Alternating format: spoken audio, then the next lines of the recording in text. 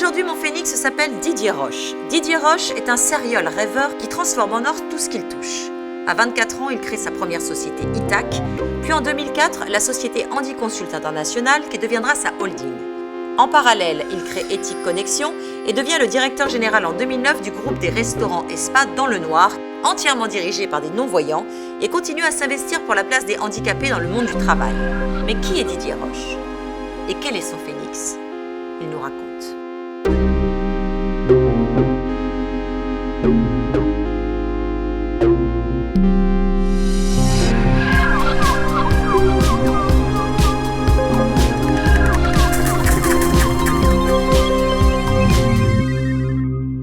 Le premier élément important qui va déterminer ma vie, c'est lorsque j'ai 6 ans et demi et que je perds la vue suite à un accident.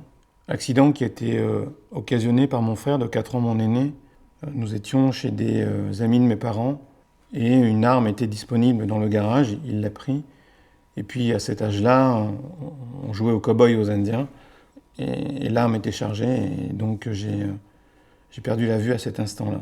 Alors ça a été déterminant parce que au sein de la famille, un cataclysme s'est créé et le désarmement des gens devant cette espèce de fatalité m'ont beaucoup appris.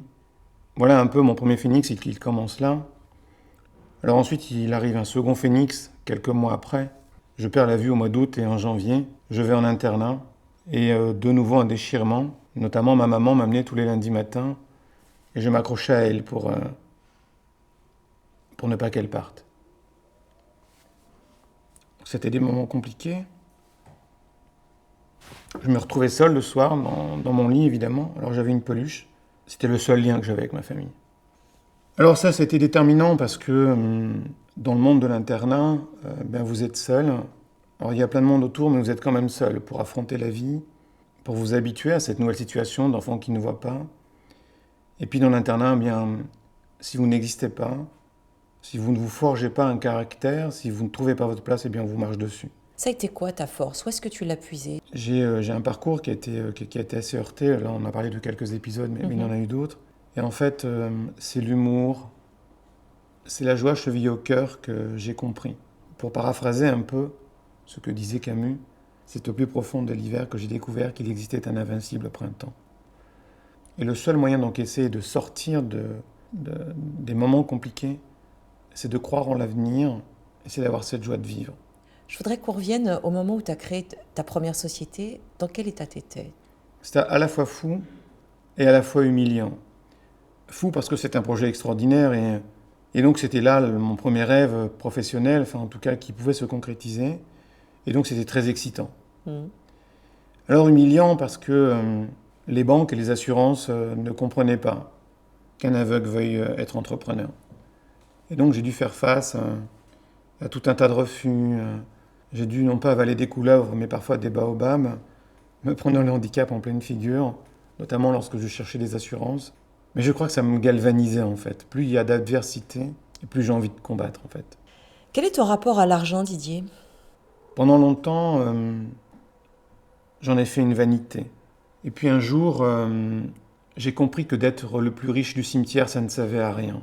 Par contre, c'est un moyen. C'est un moyen de donner vie à mes rêves, mais je n'ai plus d'émotion par rapport à ça.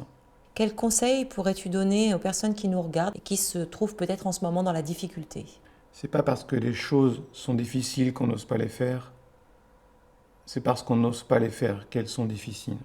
J'ai eu tendance à accuser les gens de ce qui m'arrivait parce que j'avais besoin de répandre ma colère sur autrui, refusant de me regarder et de comprendre que j'étais responsable de ce qui m'arrivait.